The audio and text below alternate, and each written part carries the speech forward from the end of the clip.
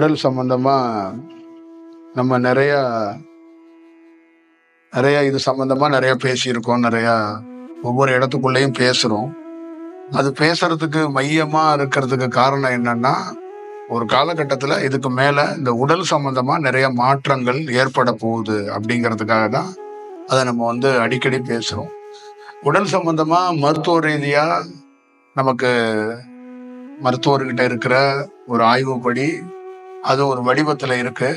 அது அவங்க கொடுக்கப்பட்டிருக்க வடிவம் ஒவ்வொரு உடலுக்குள்ளேயும் நரம்பு மண்டலத்தை மையமா வச்சு அதுக்குள்ள இருக்கின்ற என்னென்ன மெயின் ஜங்ஷன் இருக்கோ அதை அவங்க மையமா வச்சு ஒரு மருத்துவம் பண்றாங்க.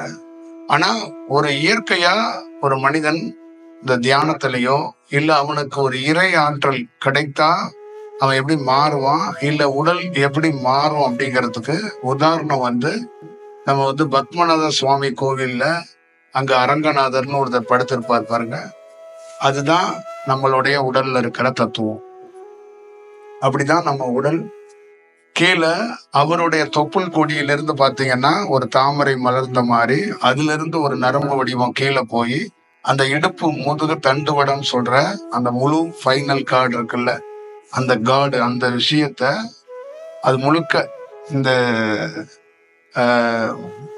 இந்த கரெக்டா பெடரியிலிருந்து அங்கிருந்து ஒரு தண்டுவடம் நேரம் ஆரம்பித்து கீழே வரைக்கும் கீழே வேர் ஊனி ஒரு மலர் போல மலர்ந்திருக்கும். ஒவ்வொரு மனிதனுக்கும், ஒவ்வொரு ஆணுக்கும், ஒவ்வொரு பெண்ணுக்கும். அதற்கப்புறம் மேல ரொம்ப முக்கியமானது கீழே வேர் இருக்கு, ஒரு மலர் இருக்கு. அந்த மலரையும் அந்த வேரையும் பராமரித்து பாதுகாத்து ஒரு நல்ல வடிவத்தை கொடுக்கறது தொப்புள் கொடி.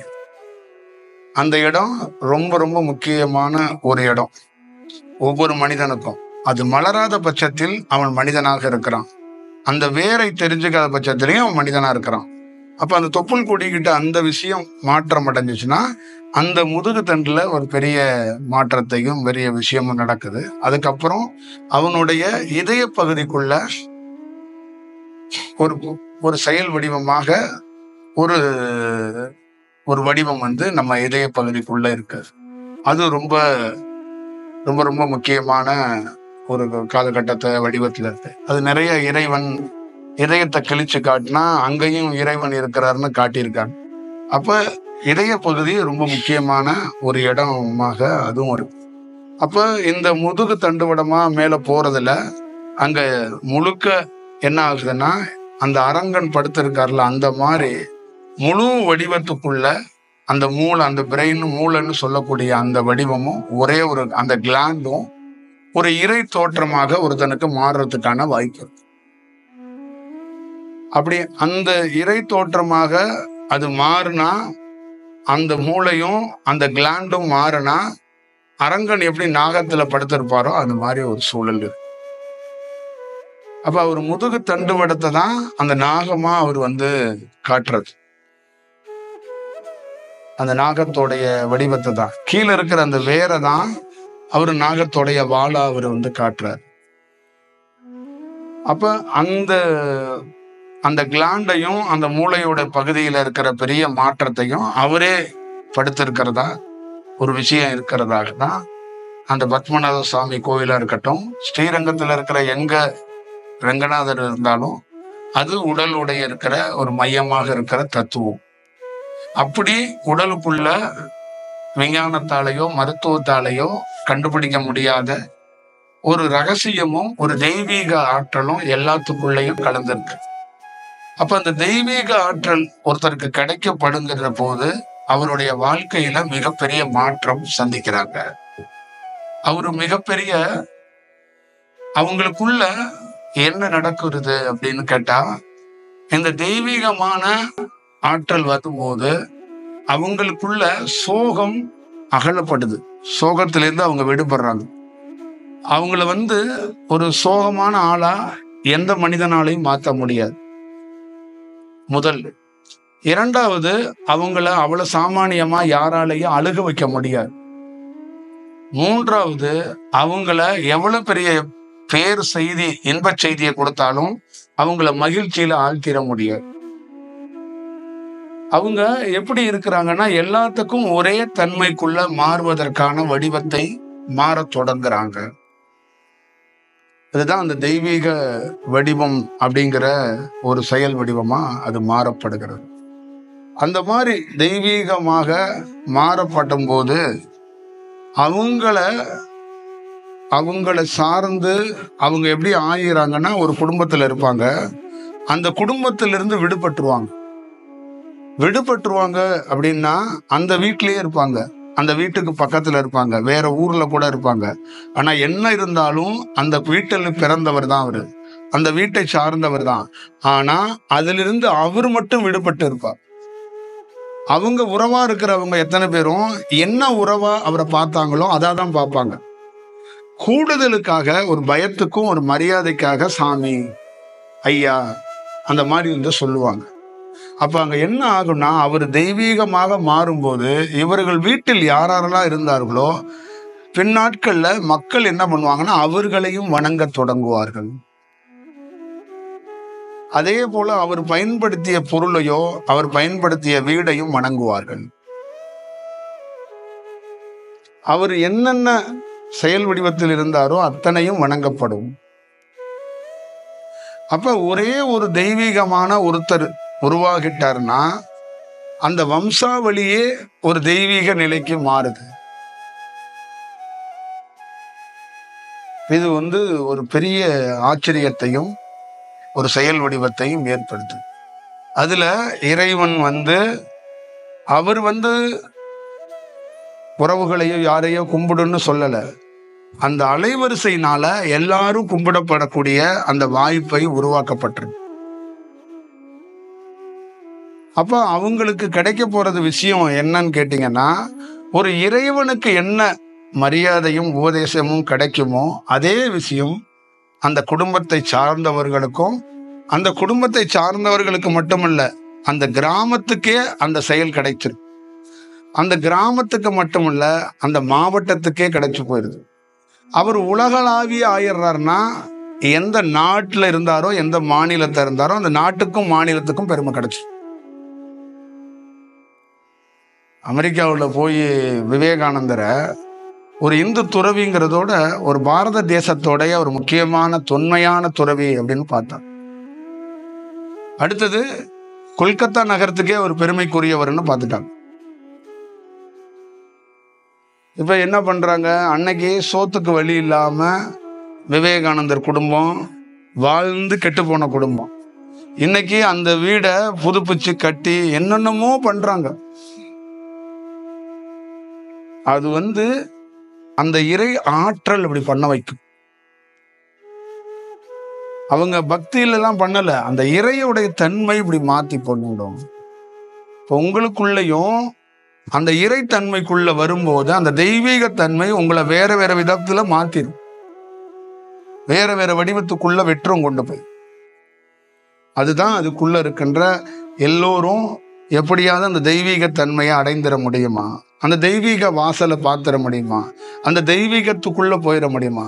நம் எல்லோரும் எல்லாரும் என்ன அனுபவிக்கிறோம்னா தெய்வீகத்தை மனதை அனுபவித்துட்டு இருக்கோம். மனம்னா அந்த வாசத்தை மோர்ந்து கொண்டு அதை சுவாசிச்சு கொண்டு இருக்கிறோம்.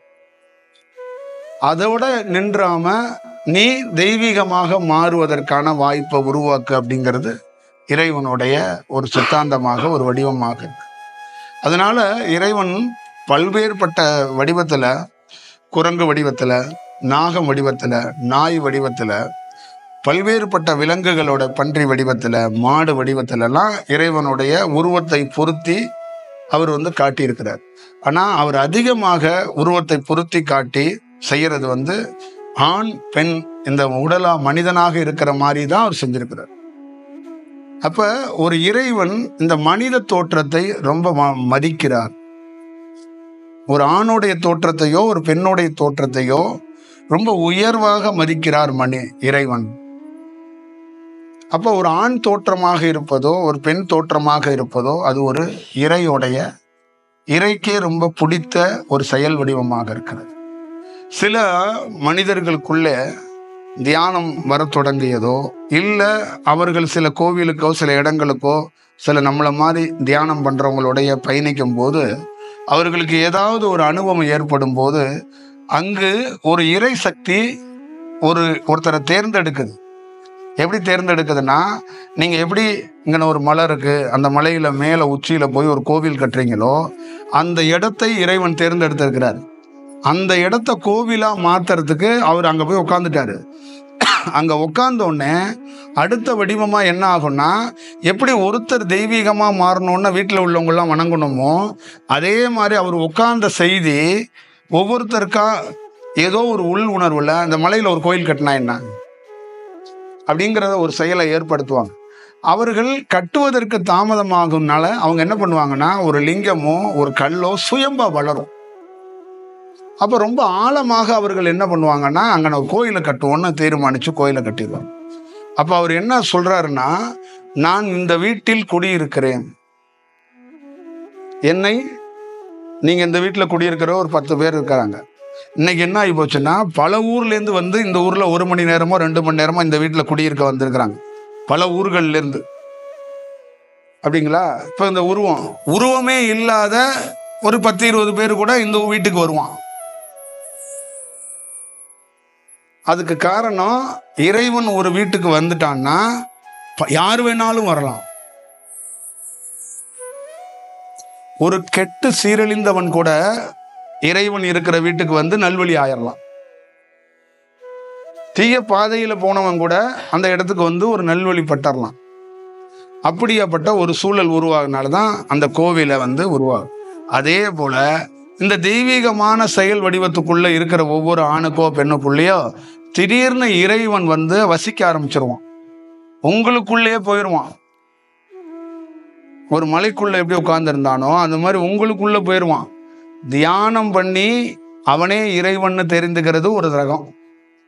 இறைவனே உள்ள போய் நீ தியானம் பண்ண வேண்டாம், நீ எந்த இதுவும் செய்ய வேண்டாம், நான் உனக்குள் இருக்கிறேன், உன்னை வைத்து நான் அரசாட்சி செய்கிறேன், நீ எந்த தியானமும் பண்ண வேண்டாம், நான் ஆல்ரெடி பண்ணிய தியானத்தை வச்சு என்னால் அரசாட்சி செய்ய முடியும், உன் உடலை கொடுத்து எனக்கு உதவு. எப்படி ஒரு மலையில உட்காந்து ஊரையே கல்களை வைத்து கோவிலை கட்டி அந்த இடத்துல உட்காந்து வீடா இருந்தானோ, அந்த மாதிரி உங்கள் உடலை அவன் என்ன பண்ணுவான், கோவிலாக மாற்றி விடுவான், ஒரு வீடாக உள்ள போயிடுவான். அப்ப உள்ள போய் அவன் அதிசயங்களை செய்ய தொடங்கி. அந்த மாதிரி நூற்றுக்கணக்கான பேர் இருக்கிறார்கள். அவர்களுக்கும் தியானத்துக்கும் எந்த சம்பந்தமும் இருக்காது. அவர்களுக்கு தியானமே பண்ண தெரியாது. யாரு? அந்த உடலோடு இருக்கிறாங்கல்ல, அவங்களுக்கு தியானம் பண்ண தெரியாது. அவர்களுக்கு தியானத்தை பற்றி எந்த செயலும் தெரியாது, எந்த இதுவும் கிடையாது.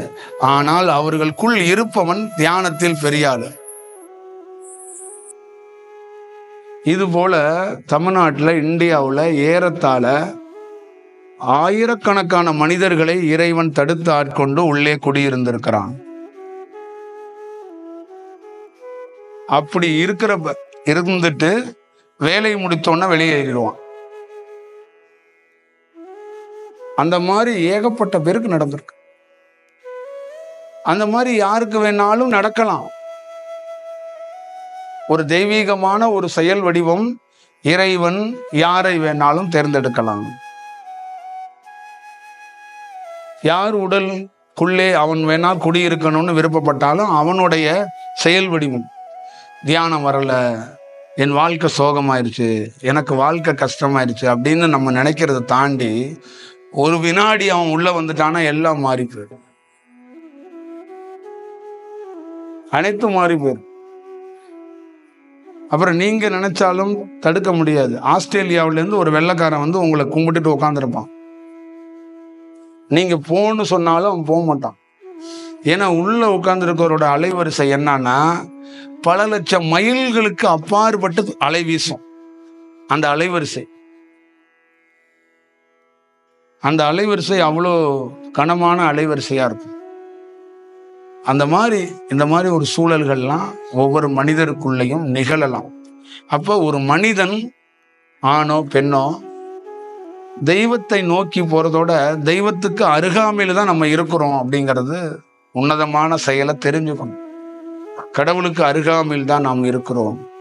இதே போல் துன்பத்திலும் துயரத்திலையும் நம்ம வாழ்ந்துகிட்டே இருக்க மாட்டோம். பக்கத்துல இருந்து அந்த இறை தன்மையில ஒரு நாள் மாறப்படுறதுக்கான வாய்ப்புகளை உருவாக்கப்படும். இப்ப நிறைய பேருக்கு எப்படி இருக்கு அப்படின்னா, அந்த இறையோடைய பல ஆயிரம் மைல்களுக்கு அந்த அலைவரிசை சொன்னோம்ல, அந்த அலைவரிசையை நாம் கிரகித்து கொண்டு இருக்கிறோம். இப்ப அந்த அலைவரிசையினாலதான் நம்ம என்ன பண்றோம்னா, 1000 சோகம் வந்தாலும் கஷ்டம் வந்தாலும் என்ன பண்றோம்? பெருமாள் கோயிலுக்கு போயிட்டு, சிவன் கோயிலுக்கு போயிட்டு, சங்கடாசரத்தி விநாயகரை போய் பார்த்துட்டு, முருகனை பார்த்துட்டு, அடுத்தடுத்த நாள் முகத்தை கழுவிக்கிட்டு நல்லது நடக்கும் நல்லது நடக்கும்னு நகர்ந்து போறோம்ல. அதற்கு பேர் என்ன சொல்றது அப்படின்னு கேட்டீங்கன்னா, இறைவன் பல நாள் நீ வாழ வேண்டும். அப்ப மனம் துவர்ந்து போயிடக்கூடாது. அந்த நம்பிக்கையை நீ இழக்குகின்ற போதெல்லாம் நான் சுவாசமாக வந்து உன்னை நகர்த்தி விடுவேன். அந்த மாதிரி சூழல்ல நகர்த்தப்படலைன்னா ஒவ்வொரு குடும்பமும் படுத்துரும். நார்மலா ஒரு மனிதனை விட்டுட்டோம்னா சோகத்துல தூங்கிடுவான்னா செத்துருவான்னு அர்த்தம். ஏன்னா நாட்டை ஆள்றவன்ல இருந்து ரோட்ல போறவன் வரைக்கும் சோகம் இருக்கு. சோகம் இல்லாத ஒருத்தரை நீங்க பார்க்கவே முடியாது உலகத்துல. சோகம் எத்தனை மணி நேரம் இருக்கு, எவ்வளவு நாள் வேணா இருக்குன்னு அளவிடலாமே. சோகமே எனக்கு இல்லைன்னு யாராலையும் சொல்ல முடியாது. துயரமே இல்லாத ஒரு மனிதனை நீங்க கூட்டிட்டு வந்து காட்ட முடியாது. புரியுதுங்களா? அப்ப அவர் எப்படி கடக்கிறார் என்றால், அந்த நம்பிக்கை, அந்த விஷயங்கிறது அந்த இறையோடைய செயல் சுவாசமாக போகும்போது அவருக்கே அறியாம ஒரு நம்பிக்கை வருது. ஒரு பெண்ணை பார்த்தீங்கன்னா, கணவன் மனைவிக்குள்ள சண்டை இருக்கும். 3 மணி நேரமா வீடே இருள் அடைஞ்ச மாதிரி இருக்கும். அது 4வது மணி நேரத்துல அது என்ன பண்ணும்னா, மூஞ்சியை கழுவிட்டு பொட்டு வச்சுட்டு அது வெளியில வரும். அப்ப அங்கேயே அது என்ன ஆகுதுன்னா, சண்டையை தாண்டி அந்த வீடு மாற ஆரம்பிக்கும். அப்ப காம்ப்ரமைஸ் இல்ல, அந்த மனதில் ஒரு மாற்றம் ஏற்பட்டிருக்கு. நம்ம இப்படிதான் போகணும், இதைதான் கடந்தாகணும், வேற வழி இல்லை, இறைவன் கொடுத்தது எனக்கு அப்படின்னு சொல்றாங்கல்ல. அந்த இறைவன் கொடுத்தது அப்படின்னா இறைவன் உள்ள போய் தான் அந்த வார்த்தையை பேச வைக்கிறான்.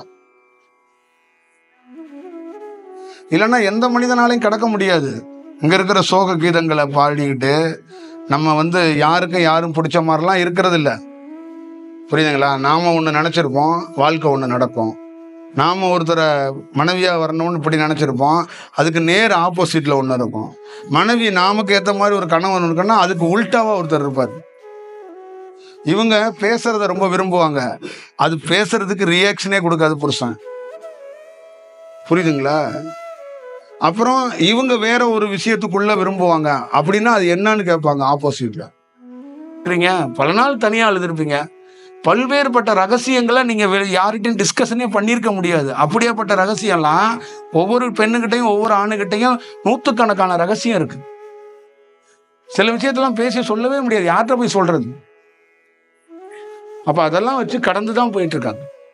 அப்ப கடக்க வைக்கிற வேலையை இறைவன் தான் செஞ்சுக்கிட்டு இருக்கான். இறைவன் ஒரு கதாபாத்திரம் இல்லைன்னா இங்க எல்லாரும் செத்து ஒளிஞ்சிருவாங்க, இங்க நகர்த்த முடியாது. இதுதான் இதோடைய அதுதான் மையம்னு நம்ம சொல்றது. அதை ஓரளவு கண்டுபிடிக்கிறோம்னா இந்த தியானத்தால கண்டுபிடிச்சோம்.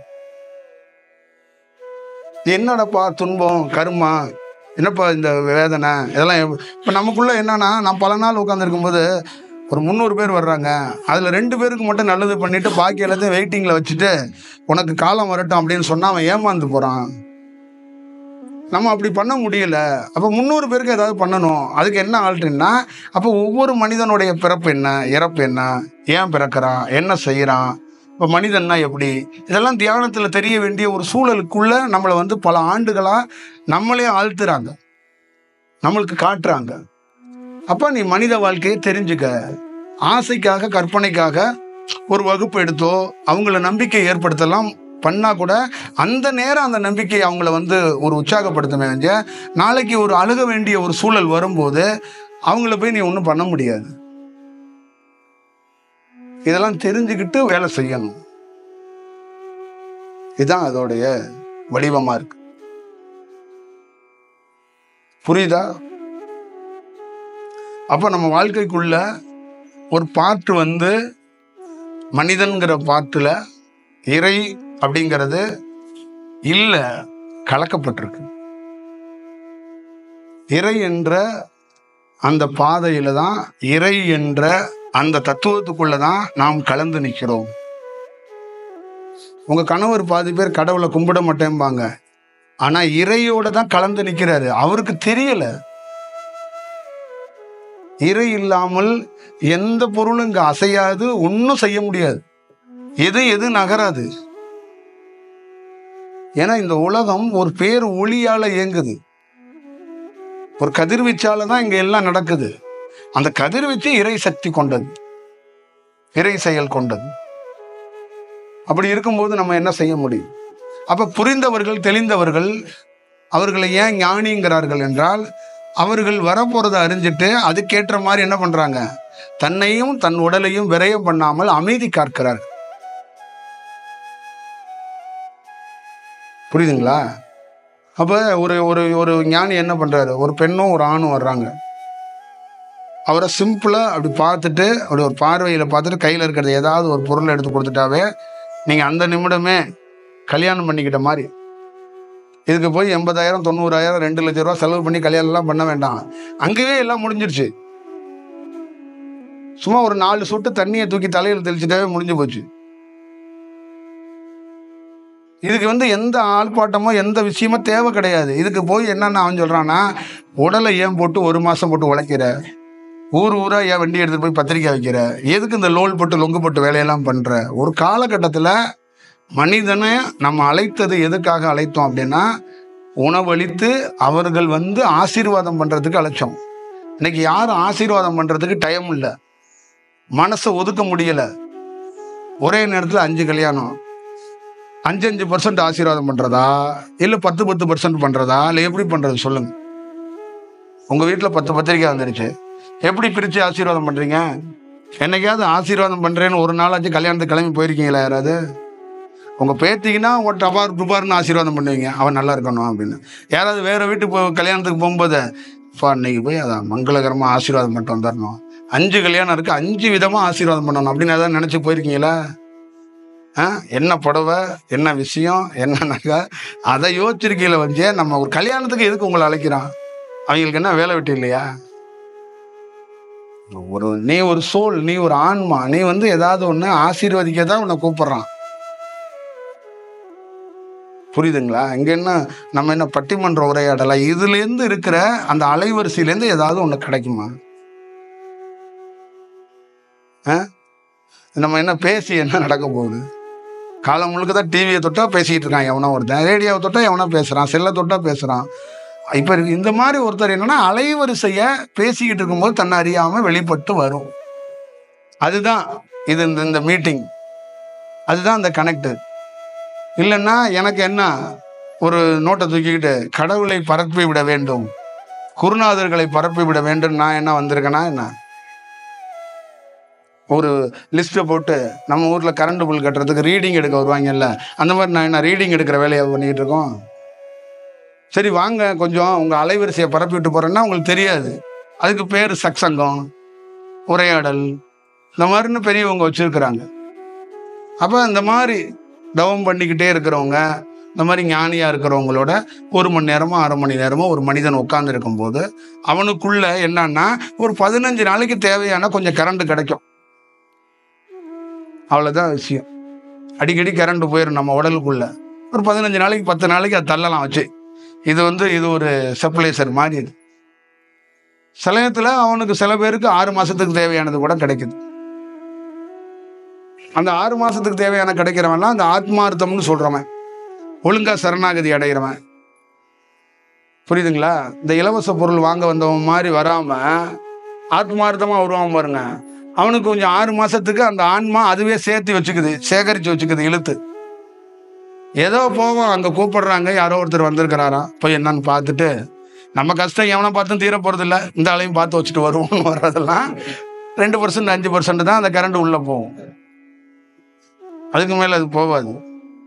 புரியுதுங்களா? அதே மாதிரிதான் நம்ம வீட்டு விசேஷங்கள்லாம், நம்ம பிள்ளைகளுக்கு நம்ம எங்கேயாவது சேமிச்சு வச்சதை கடன் வாங்கி கல்யாணத்தை பண்ணா இவங்க வேறு வடிவத்துல அது ஆசீர்வாதமா, அது ஒரு விஷயமா மாறாம போயிடுச்சு.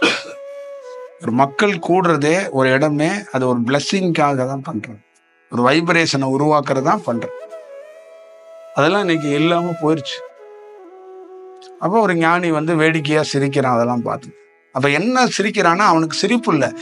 ஏன் விரயம் பண்ற உடலை? எல்லாத்தையும் இவ்வளவு உழைப்பை போட்டுட்டு நாளைக்கு ஒரு சட்ட சிக்கல் வந்துடுது. இதே 10 லட்ச ரூபா கல்யாணம் பண்ணி ஒரு பொண்ணுக்கு பண்ணிடுற, பொண்ணு கல்யாணத்துல ஒரு சிக்கல் வந்துடுது. அதுக்கு என்ன பண்ணுவ? தீர்வு என்ன இருக்கு? உன்கிட்ட கிடையாது. அதுக்கு எவன் தீர்வு கொடுக்கணும்? கோர்ட்டு, அங்க இங்க, அதுக்கு அலையணும். நீ இவ்வளவு சிக்கல் இருக்கு. அப்ப கண்டறிந்துட்டு கொஞ்சம் இறைவனை யாரையாவது ஒருத்தரை நல்லா அணுகி வச்சுட்டா விரயமாகாம பார்த்துக்குவோம். விளைய போற நிலத்துக்காக போராடலாம், விளையாத நிலத்துக்கு கொஞ்ச நாள் போராடாத, கொஞ்சம் அமைதியாயிருன்னு சொல்லி ஆஃப் பண்ணிடுவாங்க. அது ஆஃப் பண்றதுக்கு எதுக்குன்னா, உடலை விரயப்படுத்தாத. உங்களுக்கு ஜோசியக்காரெல்லாம் சொல்லுவார்ல, தொழிலெல்லாம் பண்ணாதீங்க, பேசாம உட்காருங்க. அதுதான் இது, இந்த கேட்டகரி தான். பண்ணா புட்டுக்கிட்டு விழுந்துரும், போய் விழுந்துட்டு அழுகாதீங்க, கொஞ்சம் பொறுமையா இருங்க அப்படிங்கிறது. அவன் ஞானி என்ன சொல்லுவானா, அதை பண்ணணும்டா, அதை எப்படி பண்ணணுங்கிறதுக்குன்னு ஒரு சில குறிப்புகள் இருக்கு. அதனால நீ கொஞ்சம் அதுக்கு ஒரு விஷயத்த பார்த்துக்கலாம், கொஞ்சம் பொறுமையா இரு, அதோட பாதிப்புல இருந்து வராத அளவுக்கு ஒரு வேலை பண்ணலாம் அப்படின்னு அவருக்கு ஒரு அந்த வழிமுறைகளை அவர் காட்டுவார். அதுதான் அதோடைய செயல் வடிவம். புரிஞ்சுச்சா? அப்ப இப்படி இருக்கிறத வச்சுதான் நம்ம பார்த்து நிதானிச்சு நடந்துக்கணும். உங்க பிள்ளைங்க படிக்கிறது, படிக்காம போறது, காதலிக்கிறது எல்லாமே ஒரு விதமான ரேடியேஷன். நீங்க அன்பு பாசம்லாம் கொட்டினாலும் கொட்டலைனாலும் அது ஒரு செயல் வடிவத்துல தான் இருக்கும். நம்ம பிள்ளைங்க நம்ம பேச்ச கேட்க மாட்டேதுன்னு சொல்றதுக்கு காரணம் என்னன்னா, அந்த ரேடியேஷன் அது அப்படிதான் இருக்கும். நம்ம பிள்ளை நாம தான் மக்குன்னா அது ஸ்டேட் ஃபர்ஸ்டா வந்துருச்சுன்னா அதுக்கும் அதுதான். நீங்க திறமை உழைப்பெல்லாம் தாண்டி அந்த தன்மை இருந்தாதான் அதை பெற முடியும். நான் சொன்ன மாதிரி, நான் ஒரு இடத்துக்குள்ள போறேன்னா இந்த உடல்ல அந்த டெம்பரேச்சரை வாங்கிக்கிற தன்மையை இயற்கையா அந்த இறைவன் கொடுத்ததுனாலதான் அந்த தியானத்துல என்ன பண்ணுதுன்னா சேகரிச்சு வச்சுக்கிறது.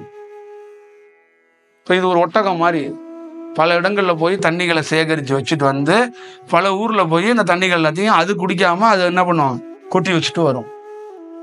அந்த மாதிரி தான் இது.